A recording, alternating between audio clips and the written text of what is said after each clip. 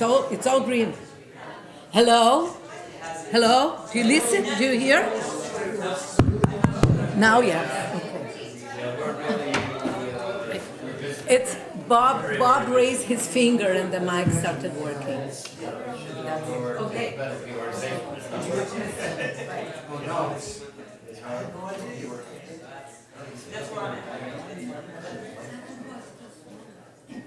It's like we take it. Yeah, when it comes to services. We did it. It was it. It was because of us. Wow. No, I mean, Wow. Wow. positive thinking. Yeah. Remember I told you it's the first domino? I told you. Yeah. Not yet. We'll find out.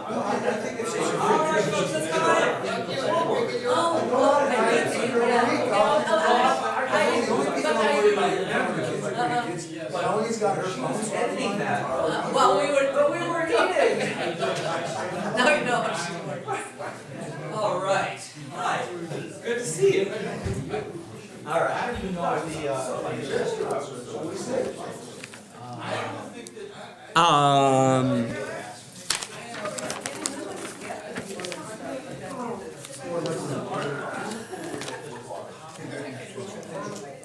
From JC.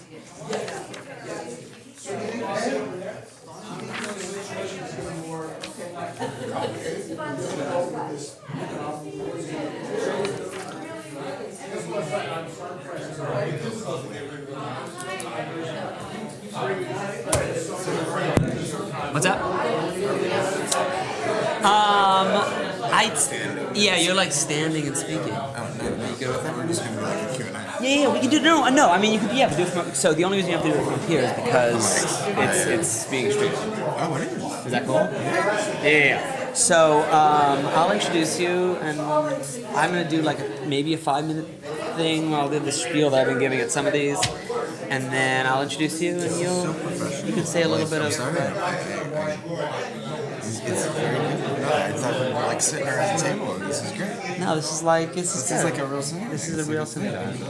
Yes, this is a real synagogue. I'm just kidding. And so give a spiel about IPF, and then You want me to do a show? a little. I think so people know who you are, and then open it up. Can I put my cup down on this? Yes, you can. All right, folks. Let's get this show on the road. Thanks. So, a couple announcements before we start. First of all, does anyone want to sell their chametz who has not? If you want to sell your chametz to the PJC, please sign the thing. It can go around. Just don't lose it. You need something to write on? Here, write on this. Also, don't lose this. All right.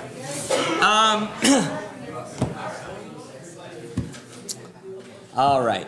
So thanks everyone for coming out to the third of 6 of these. So just a quick show of hands. How many people were here for any of for the first one? So almost everyone. So I won't give my little spiel about my principles again because everyone's heard my principles. Please don't give a spiel. I won't. And I will resist. You know the urge. You know the urge for rabbis to give a spiel is like overwhelming. It's like but I won't. Yes, you weren't here. No. You can go on YouTube. Gary wasn't here either. I watched it. All right. Okay. Let me bunny word. We're gonna get your quiet coyotes. Okay. It works. Okay. So I will just introduce my friend David Halperin, who's the CEO of the Israel Policy Forum, which is an organization committed to educating the community leaders and mobilizing policymakers in support of pragmatic proposals to advance the goal of a viable two-state outcome to the Israeli-Palestinian conflict. That's sort of the main mission of IPF, which David will talk about a little bit. But for most of the evening, it'll be question and answers. David will give a little spiel, but he's one of the most thoughtful and intelligent speakers on this issue that I have encountered. His son's also good friends with our son at Kinera Day School, so David's also a friend, and it's the bima is yours. Thank you. Thank you, Rabbi Resnick, and thanks for having me. I love this place. It's just gorgeous, and it's great to meet you all. And as I was telling David Samuels earlier, my son was very upset that Jonah got a solo in this morning's mock Seder and that Aaron did not, my son. So he was very jealous, but it was a very nice Seder that you all missed this morning. It was about as long as a real Seder. It was pretty long. It was pretty long. So first, thanks for having me. What's good? There's nothing really to talk about in Israel right now, right? No, I appreciate the introduction and the opportunity to come speak. Just a word about our organization, what we do, just by way of background, and then I'd love, frankly, to hear your questions about this wild moment that we are in. And what it might mean for the future. As Rabbi Resnick said, Israel Policy Forum is an organization that works both with policy makers and Jewish communal leaders to advance U.S. efforts to see a resolution of the Israeli-Palestinian conflict based on two states. We pursue that vision, we pursue that mission because of the vision of our organization, the vision for the future, which is a future in which Israel's security, Israel's existence as a Jewish state, and Israel's democracy are not threatened. Okay, that's the vision for the future. And we're in a moment right now where Israel's security, its existence as a Jewish state that everyone feels they have a deep stake in, and it's the future of its democracy, all three of those aspects of our vision statement are deeply threatened and have been, particularly over the last few months with this Israeli government. A word of what we actually do. Half of our work looks to Washington and the policy community, the other half to the Jewish community. Towards Washington, we do policy research and government relations, similar to that of a think tank, producing analysis, policy research reports, often working with other think tanks in the region or in Washington, and most recently, particularly focused on the future of Israel's settlements in the West Bank, the future of the state of Palestinian governance in the West Bank, and of course, the state of the judicial overhaul and aspects of the judicial fight for democracy that have been taking place over the last few months. And so we have a research team based in Israel and also a government relations team in Washington. Just to give you an idea, the next 3 days, we have 22 meetings on Capitol Hill over the next 3 days. And so there's a little bit of interest right now on the Hill for what's going on in Israel, as you can imagine. Towards the Jewish community, we have two aspects of our work. One, that's community education, convening programs like these. I think tomorrow night we have 5 different community events happening simultaneously. There's also been a surge of interest, of course, in the broader community about the impact of all of this. We also convene a variety of educational programs really focused on those in our community who are not, frankly, who don't need to be convinced to care about these issues. We want to be a resource for those who are deeply committed and are seeking to learn more and to find ways to deeply engage. And so we have a project that we're doing now, actually with the New York Federation, to better prepare Jewish communal professionals who work in the Israel space to be able to talk in an informed way about the state of Israeli politics and the Israeli-Palestinian conflict, and a variety of other such educational projects I'd be happy to share. And lastly, a program we're very, very proud of, which is our IPF Atid Young Professional Program that is now in 8 cities, 8 chapter cities, and over 150 alumni that have been part of a deep leadership training program that are all over North America. And a huge part of our institutional goal is to prepare the next generation of leaders to keep up, frankly, the deep engagement and commitment for our mission and vision, knowing that there are no short-term fixes, and that we've got to be at this not for the next 2 months, not the next 2 years, but the next, frankly, the decades. And this is a long-time commitment that we need to be really committed to, and therefore we're really committed to preparing the next generation to take the lead and to continue that effort. All of this work, of course, in the last 3 months has been focused on the insanity, frankly, that's been happening out of Israel, this really unreal moment that we found ourselves in just a few months into the most right-wing government, of course, in Israel's history, that has done a whole variety of things that have been deeply damaging, not only to Israel's standing amongst American Jews and amongst, informed public in general, but have also put Israel's security, its connection to the Jewish people and its democracy in great jeopardy, as I mentioned. And on the one hand, there's been this story of deep concern about the trajectory of Israel in ways that have been deeply, deeply negative. And we spent a lot of time in the aftermath of the election spending time with young professionals from across the political landscape in our community, just having open Zoom rooms with them to hear how they're struggling in talking about Israel and Israel advocacy and engaging in this moment with such an extreme government in power. And actually in the last 3 weeks or so, in the last month, the story has been the exact opposite. Rather than convening sessions of such great and deep concern and deep kind of trepidation to even talk about Israel or lack of any confidence to talk about Israel advocacy, the opposite is happening, which is now the swelling of the protests in the street, the standing up for democracy, the wrapping of this democracy effort in the Israeli flag and reclaiming the Israeli flag as a symbol to be proud of and to really uphold has had a dramatic effect, I think, particularly on young people and I would argue on all of those who are watching Israel to show that no, it is not just a country that I'm concerned about the trajectory and the trends, but there are Israelis and there is an Israel that I can point to that I identify with strongly, that I stand in support of. And I think that has also been a deeply important trend amidst all of this. So I'm happy to sort of unpack the ins and outs and the who's and what's and the tick-tock of developments and all the rest of the last 3 months, or frankly the last 3 days in particular. But what I think, what I'd love to do, frankly, is to, with a group of this size, I'd love to hear the things that are most on your mind, frankly, the questions that you're sitting with, and to have this be as much a conversation as possible rather than a lecture. So I'd love to hear what you all think, but perhaps I'll just start with a brief comment to set the table, which is to say that the last 3 days were pretty remarkable in the speed of the developments and in the nature in which it turned. A few days ago, Felissa was texting me about where was all of this headed in the Israeli politics, and I think I gave her a bunch of answers that were completely incorrect. Totally wrong.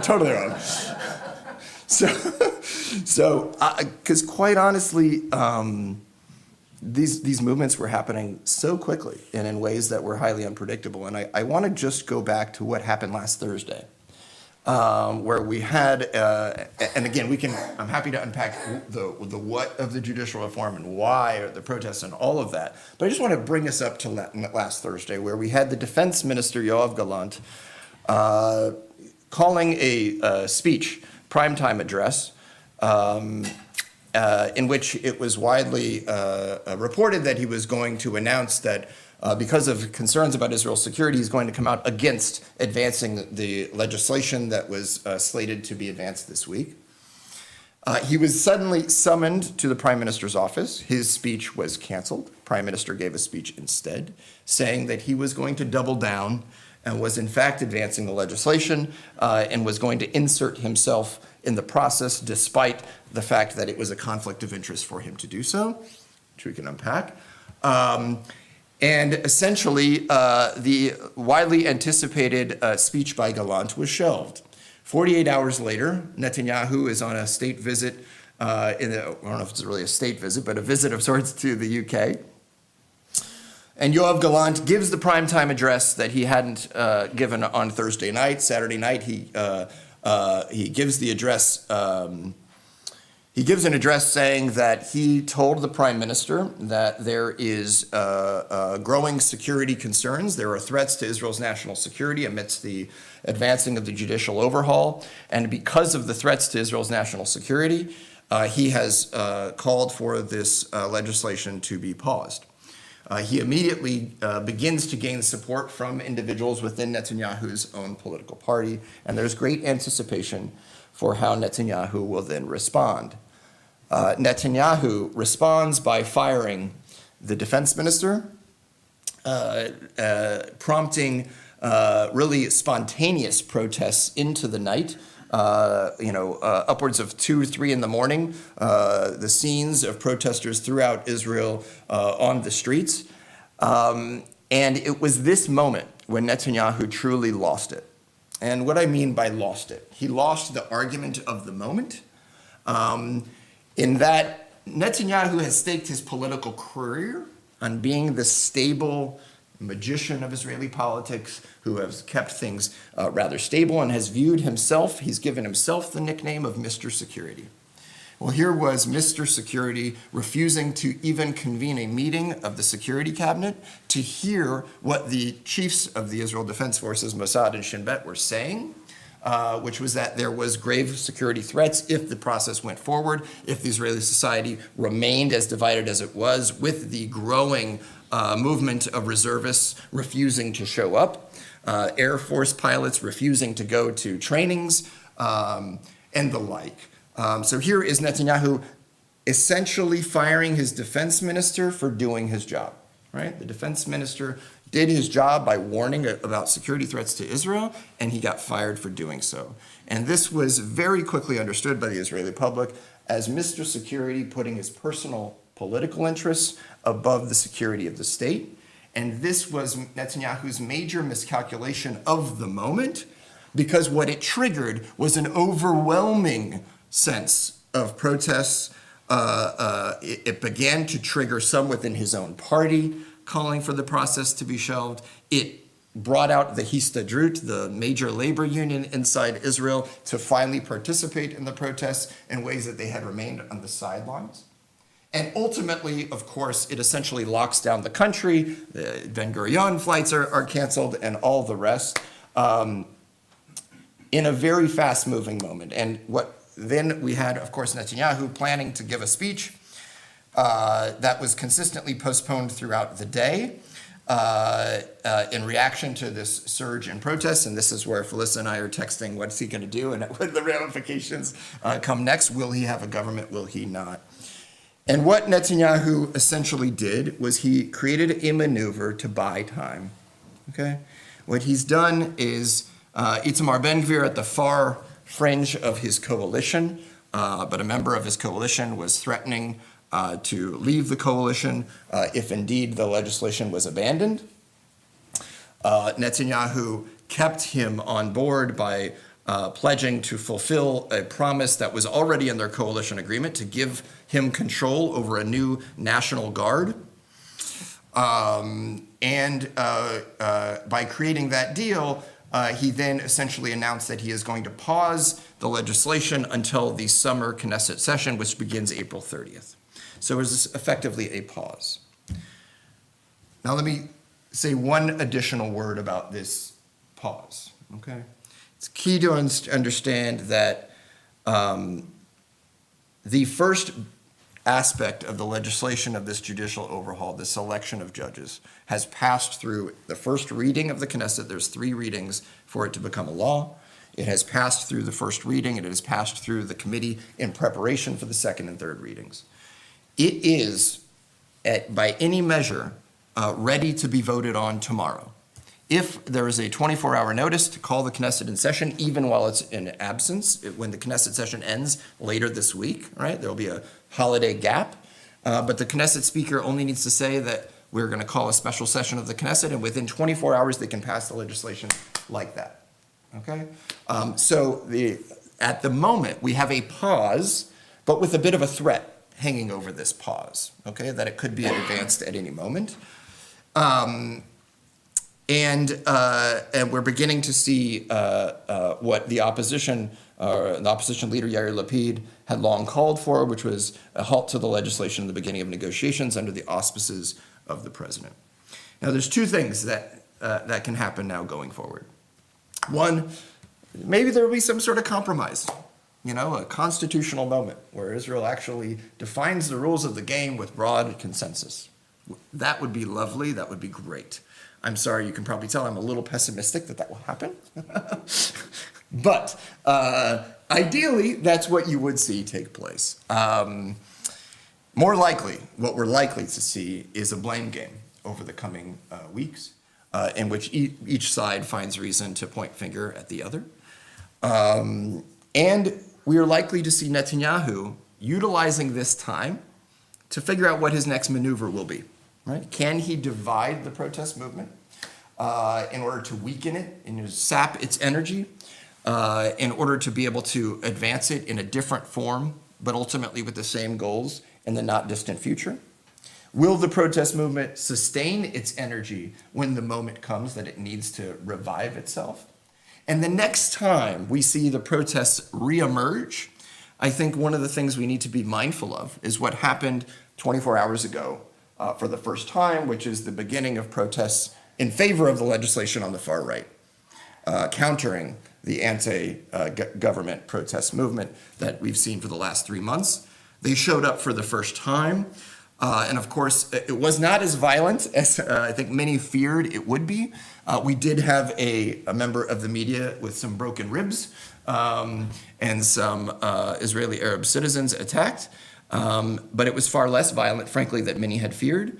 I fear that if the protest movement reemerges amidst the summer Knesset session push, that we will not see a one-sided protest movement, that this will be both sides in the streets, and it could be, frankly, very dangerous.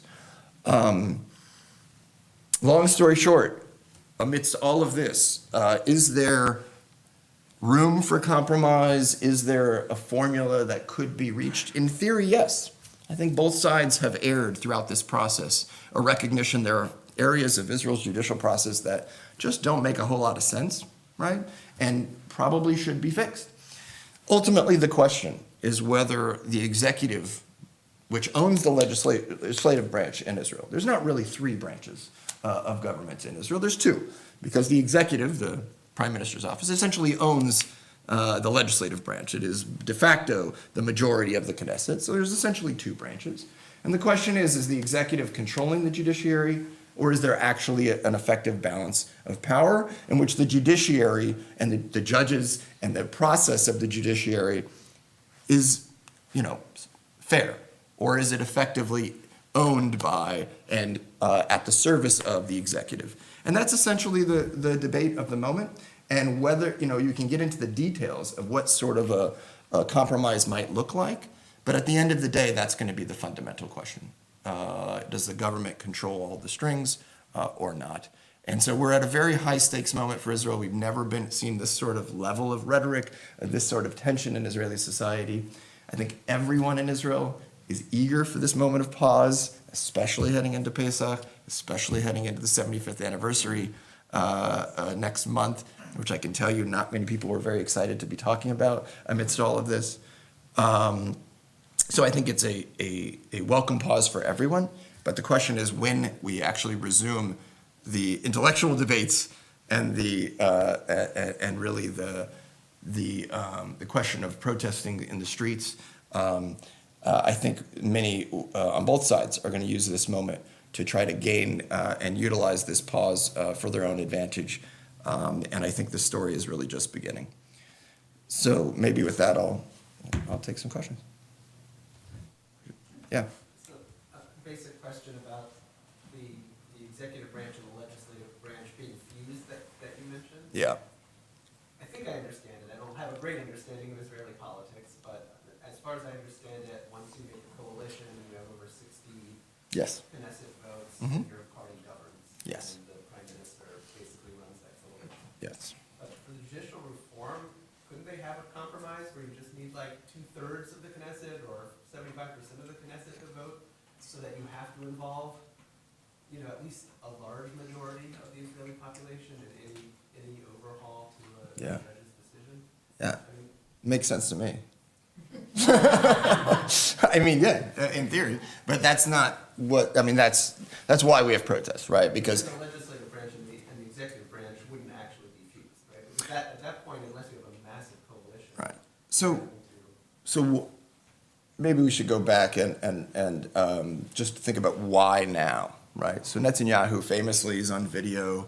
You can look at lots of videos talking about his pride in the fierce independence of the judiciary and the importance of that for a social democracy. There's lots of videos online. Plenty of the protest leaders and movements have been sharing it all over social media for quite some time.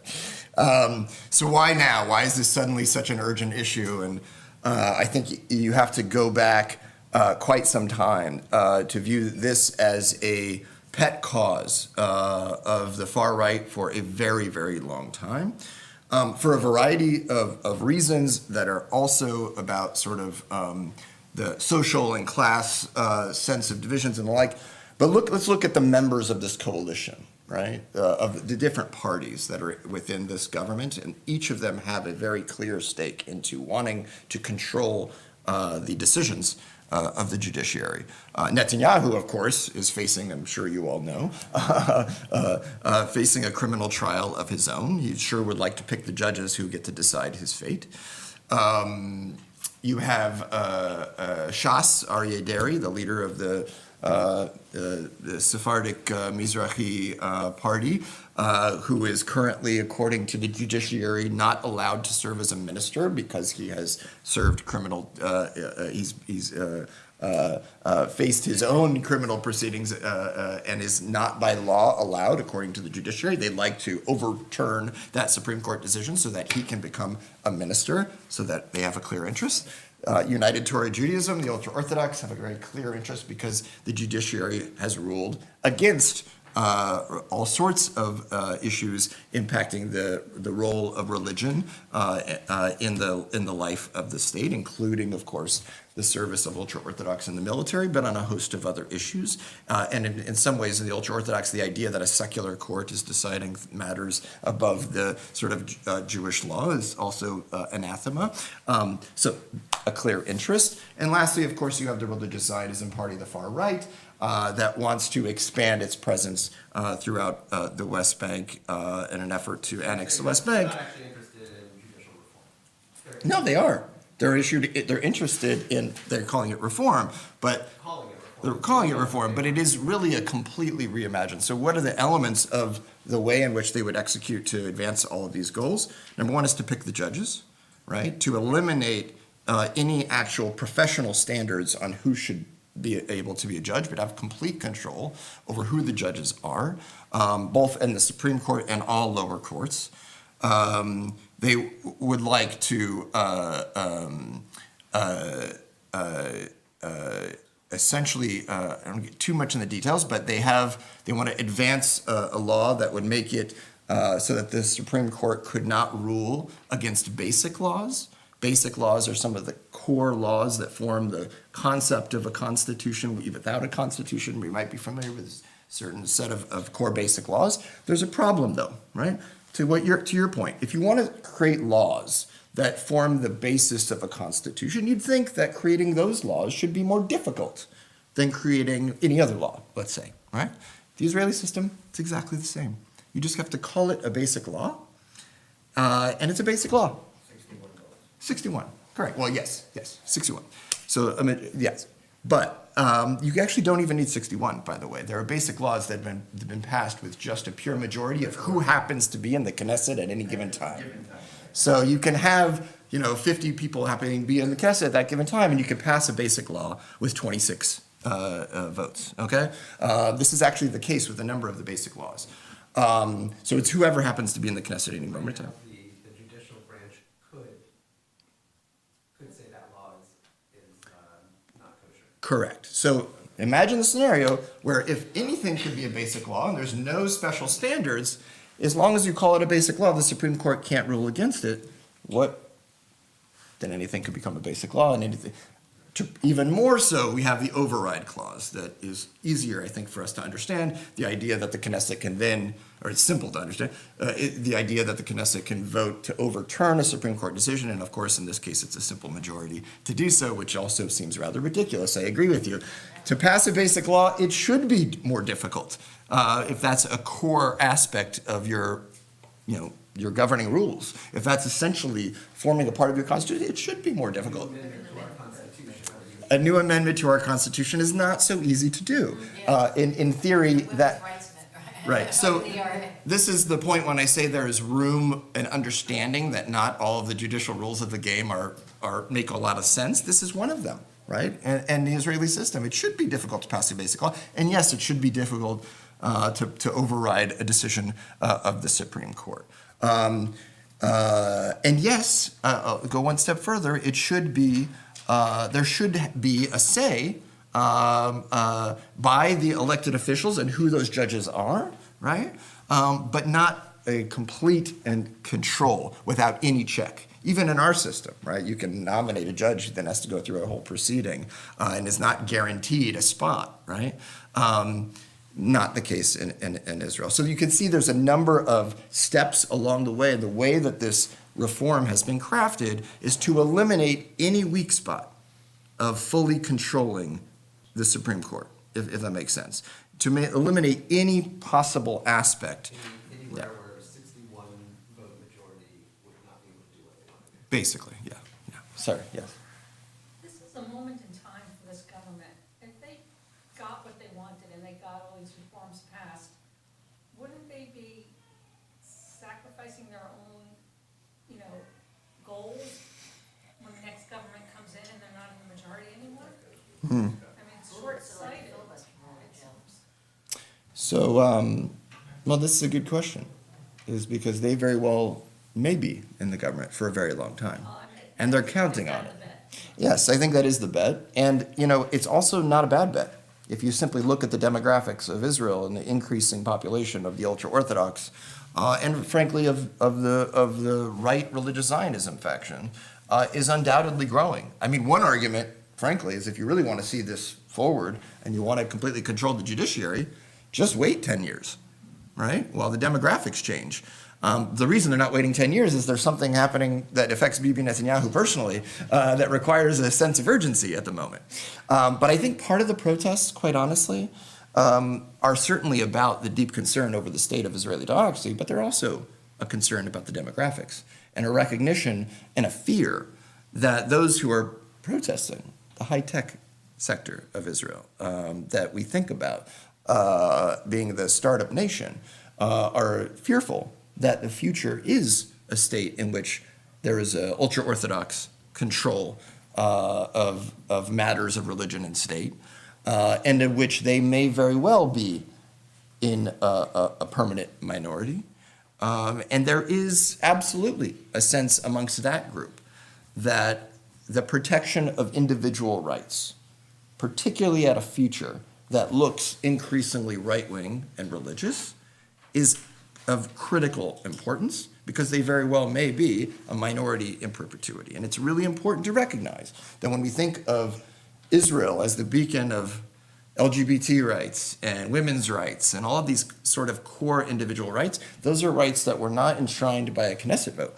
Those are rights that were interpreted, enshrined by the decisions of the Supreme Court. And there was this great moment a couple weeks back, actually it was about a month ago now, Smotrich, the finance minister, the head of the Religious Zionism Party, was doing a town hall together with a guy named Simcha Rotman, who's the head of the Knesset Constitution and Law Committee, who's been advancing all this legislation. And one of the questions at this Facebook town hall online about the reforms was, if this all goes forward as planned, how can you guarantee basic equal rights or individual rights? Like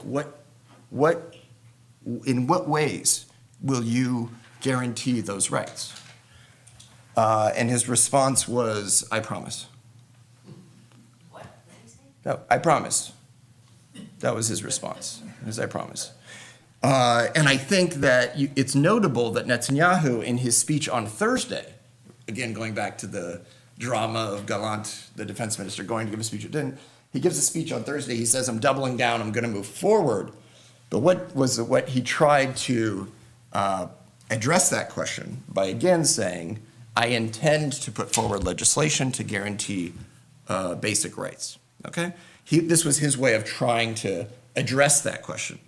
But for the protesters, if you're basing your rights on a promise from Smotrich and a promise from Netanyahu, that's frankly not good enough for the protesters. And that's so a great deal of the political trends and the demographic trends inside Israel are at the heart of the deep concern that a change in the judiciary will have dramatic effect on many of those Israelis. So, yeah.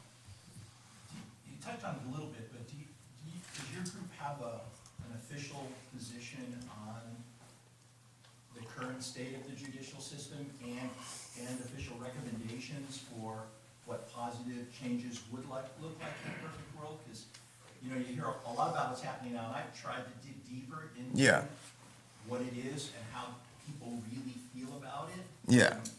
And I've struggled to find it. So I actually don't. So it's funny. I was asked this question earlier today, and I found about whether we should be putting forward some sort of like recommendation of what like a compromise deal should ideally look like. And the reality is, it could go in many different directions in many different forms. Okay, a compromise deal, but it's basically the principle I mentioned before. If it enables for the executive to control the judiciary, not something worth supporting. The ability to create a judiciary where the selection of judges, for example, enables there to be greater influence by the government, but not complete influence of the government, right? There will need to be some sort of check. Can there be a compromise that is worked out in creating a committee of selection of judges that gives more say for the government, but not overwhelming say? Yes. I think that's not going to be, I think there's a formula that could be reached.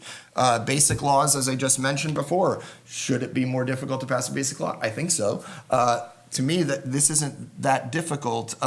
The override, of course, it should be more difficult. The standard by which the Supreme Court reviews certain types of cases, and should some types of cases be off limits? Maybe. I bet through good faith negotiations, this would not be that difficult, actually, to craft. And it could take many different forms. And the president of Israel has already put forward a few proposals of his own towards this effect that I think broadly form the basis of what could be intact in good faith negotiations. The question is, are they going to be in good faith? Is there actually an effort to see a judiciary that makes sense and that is fair and that still serves as a check of protection of basic rights? And I will tell you, at the core of this debate, by the way, is not a pro-democracy, anti-democracy debate. The proponents of the so-called judicial reform will say that the current system of the judiciary, in which judges are selected in part by individuals who are not elected officials, right, in part by judges and members of the Bar Association, is not democratic, right? What they're actually promoting is more democracy, not less, right? To put the hands in the power of the people. And it's a fundamental debate. Is democracy, at the core of democracy, is it winning elections and doing what you want to do? When you win an election, can you fundamentally change the rules of the game of your state? Or is at the core of democracy a protection of individual rights, regardless of whether you're in the majority? Is democracy a majoritarian state? Our policy research director had this phrase earlier this morning, which I thought was kind of funny. She was likening the current concerns of the protest movement to the Iranian nuclear program. And, we talk about Iran as being a nuclear threshold state. She said the protesters are fearing that Israel is becoming a dictatorship threshold state. And she referred to it as a demo dictatorship, like that they're beginning to switch from a democracy to a dictatorship. And that's what's driving the fear, right? And again, it goes back to, is it majoritarian rule? Is that what's most critical and most important? Versus the protection of individual rights? That's essentially the fundamental philosophical debate. Just as a follow-up, Yeah. Netanyahu say that what he's advocating for is basically the same as what the UK has? I think he said that in the interview this week. Yes, and I am not a international legal expert on the UK and all of the other aspects, but there's been a lot written about this. These comparisons to Canada, to the UK, and Australia have become like the common ones. You can find a lot of information that are going to be. I personally am not familiar with the UK system. I'm going to want to like pretend that I am. I will say that at the core of this is something fishy. Let's be very real, which is that the guy is facing prosecution and wants to pick the judges who ultimately decide on his own personal fate. I don't think that's happening in the UK right now. There's something fundamentally obvious about the motivations of this moment that make it raise the question about putting personal interests above the interests of the state. Lots of questions there. Sure. Yeah, so I'm not talking about diaspora jury, American jury, I'm talking about the American government. So in your mind, what's going on now? Are they, phone calls are being made, from whom, to whom, and what are they saying? So, I mean, this happened just a couple hours ago. You may have seen that Joe Biden made his strongest statement yet. Was very strong in front of reporters on video, saying that he was deeply concerned about, I mean, I don't know the exact quote. You can probably read it on Twitter right now and tell me exactly what it is. Something to the effect of, I'm deeply concerned. They've got to sort this out. I've made myself clear on this. I'm hopeful they'll find a compromise. And the follow-up question was, are you planning to invite Netanyahu to the White House? And he said, no, not anytime soon, which ran contrary to a report in the New York Times that they were beginning and preparing to offer the long coveted invite to the White House that Netanyahu has been seeking, and that has been a dominant topic in Israeli news discourse, that Netanyahu, who has long prided himself on managing foreign relations, has been getting the cold shoulder not only from the United States, but from the UAE and some of the Abraham Accord countries as well through the last weeks. So the ante was dramatically changed just a few hours ago when Biden personally in front of the camera said this.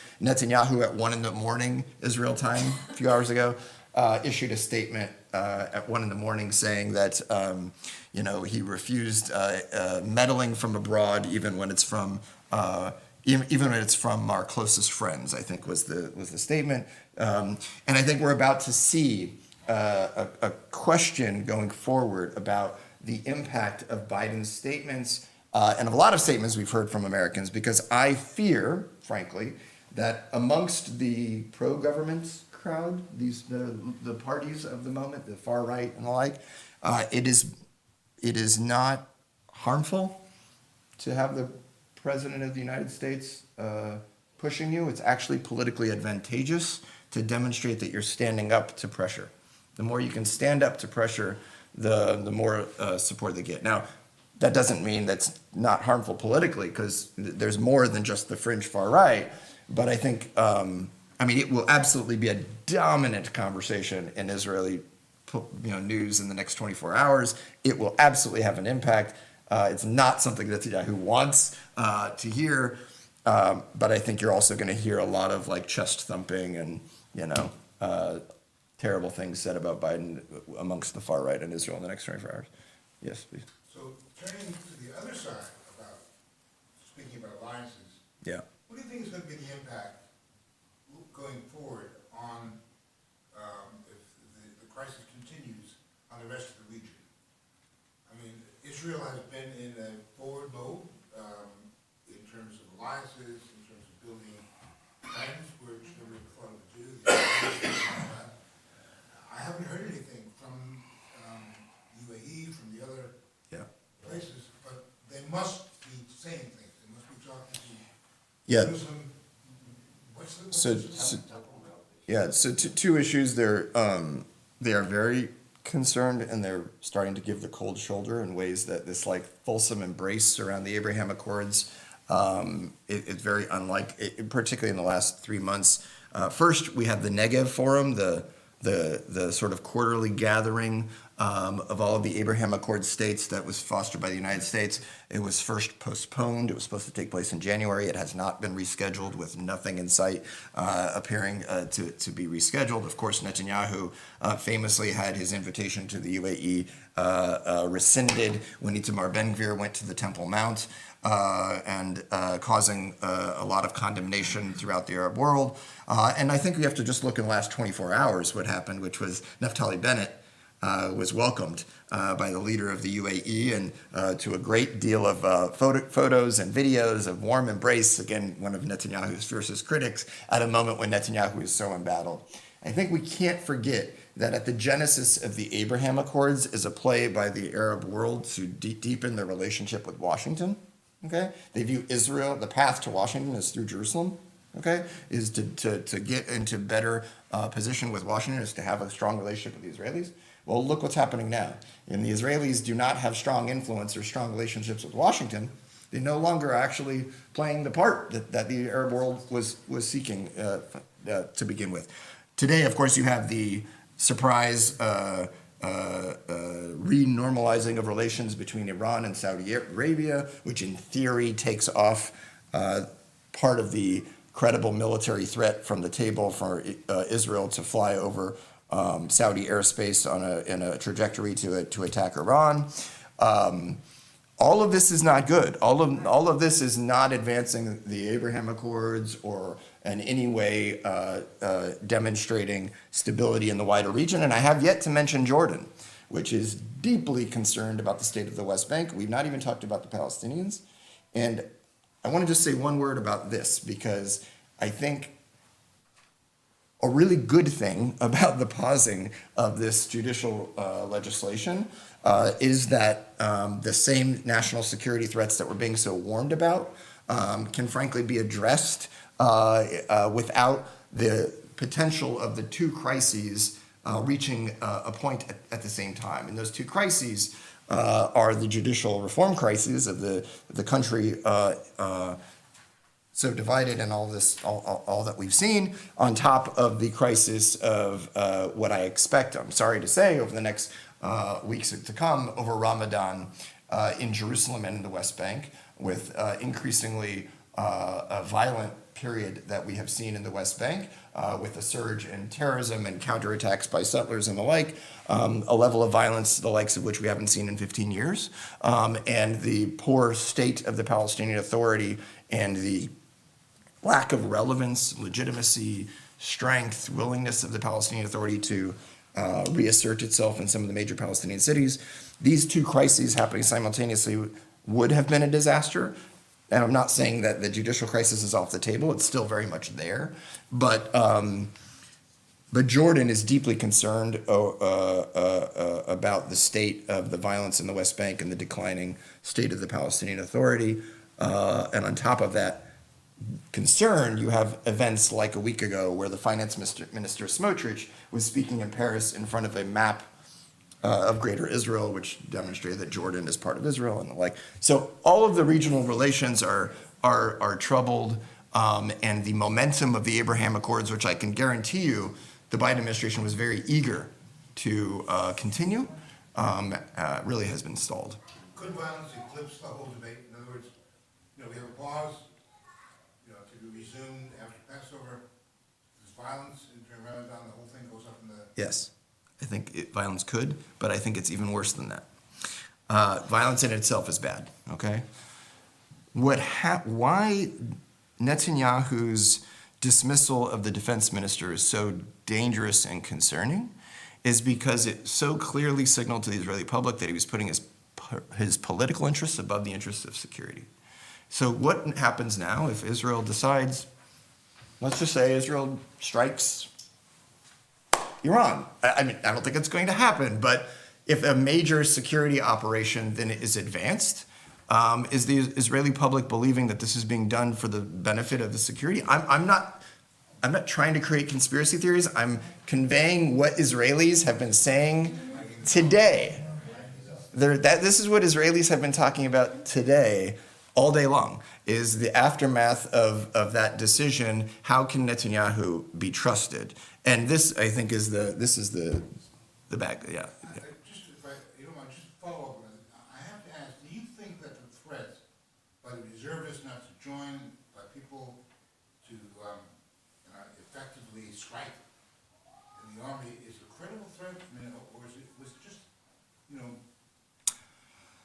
I think it was a credible threat because people weren't showing up. There was reports that most of the companies, I think it was something like they were getting less than 30% of the usual attendance. It's mostly voluntary attendance of reserves to show up. So it was actually taking place.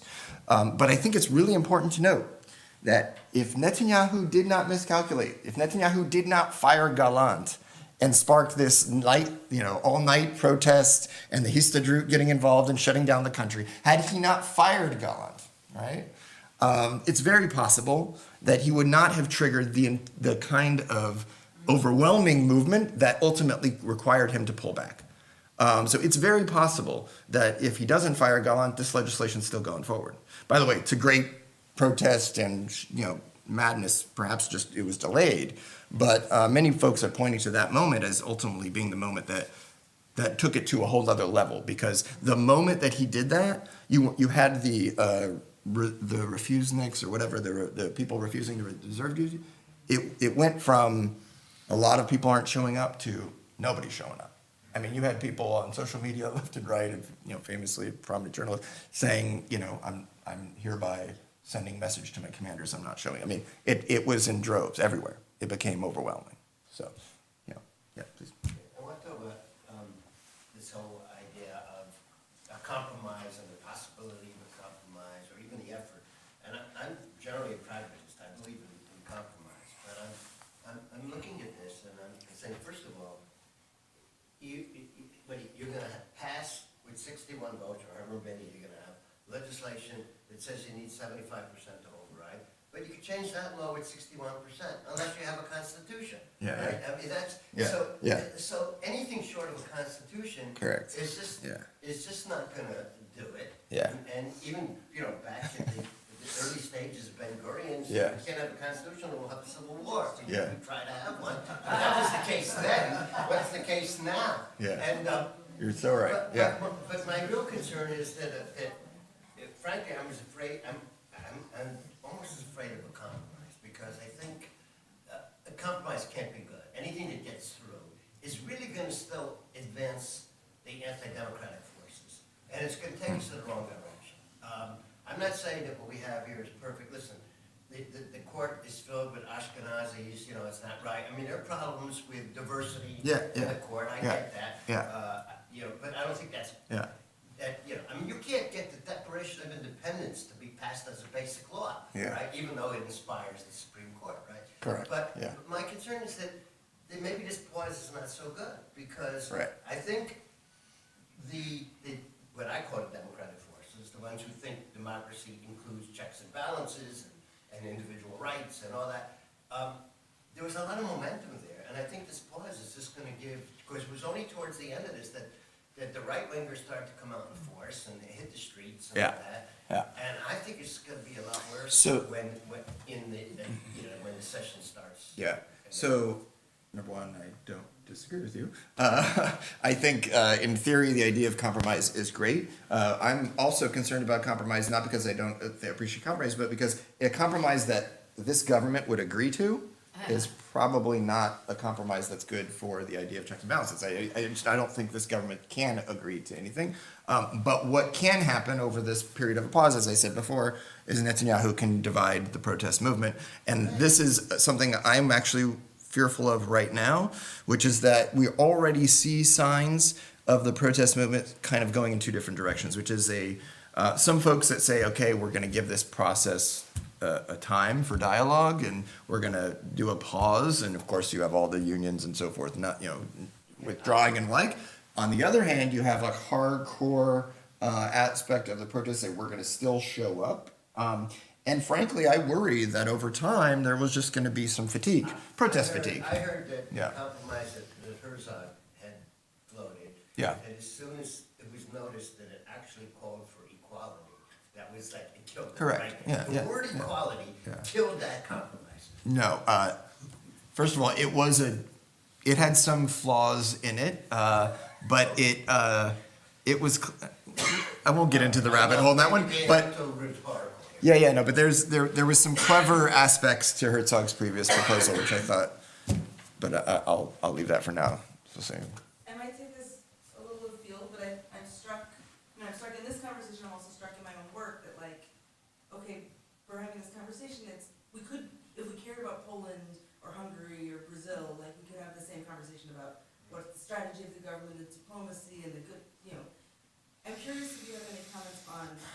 the effect of the Jewishness here?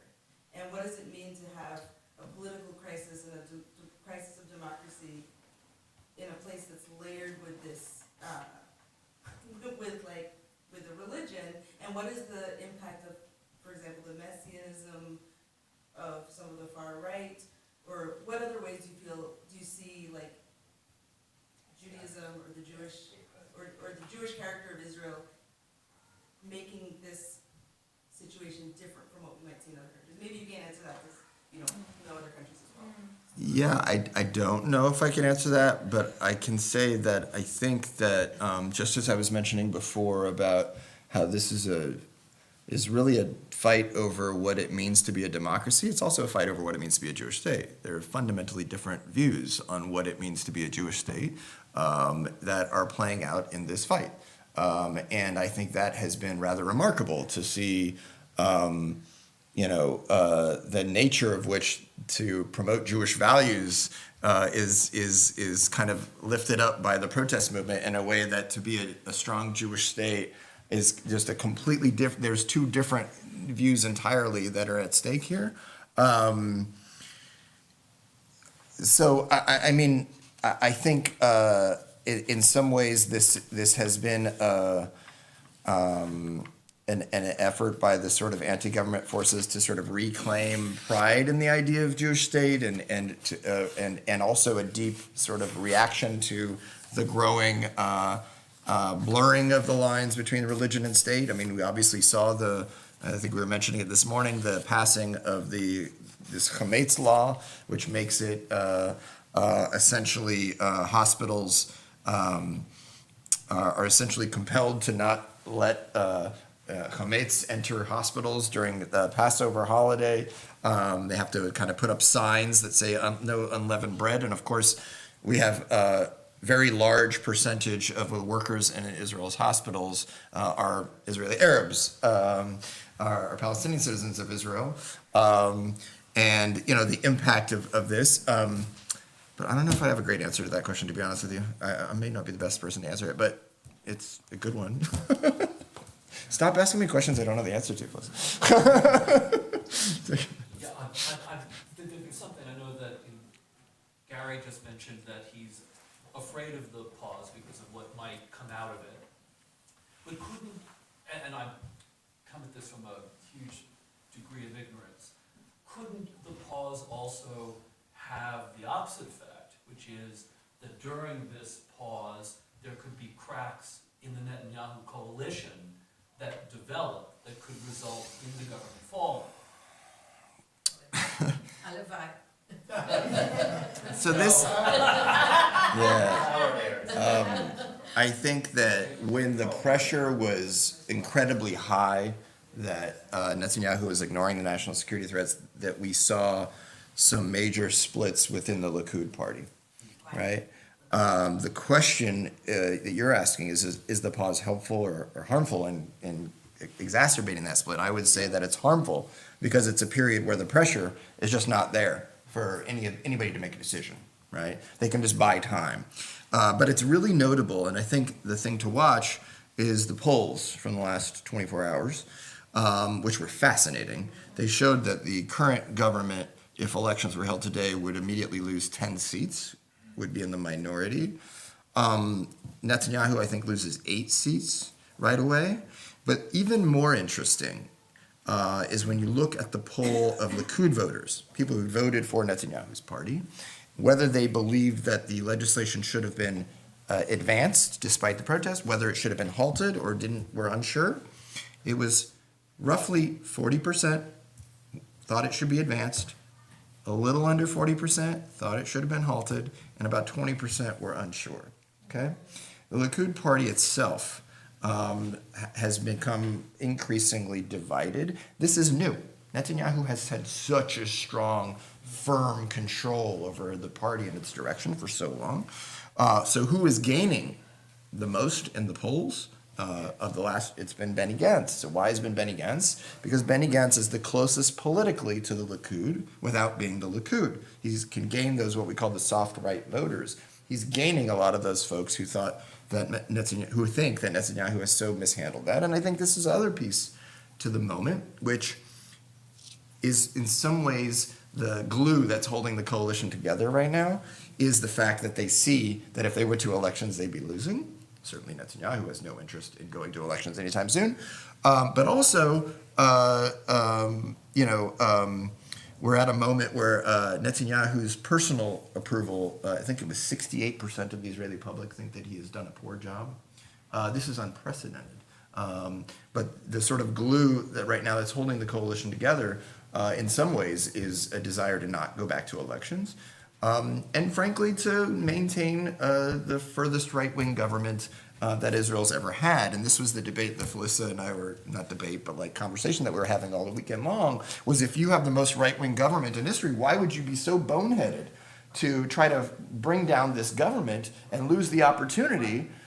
But we're dealing with folks that are so extreme, in the case of Ben Gvir and Smotrich, that should there be an actual compromise, it's unclear that they would actually go for it. And instead, they may very well be prepared to bring down the government, knowing that their prospects as sort of owning the true right in the future, they're playing the long game, and they have a very particular agenda and particular goal, and they're prepared to fight for that agenda and goal above pragmatic short-term political considerations. So you believe that there's no realistic chance that some of those people in the Likud party who are part of Netanyahu's coalition could be wooed Only way yeah.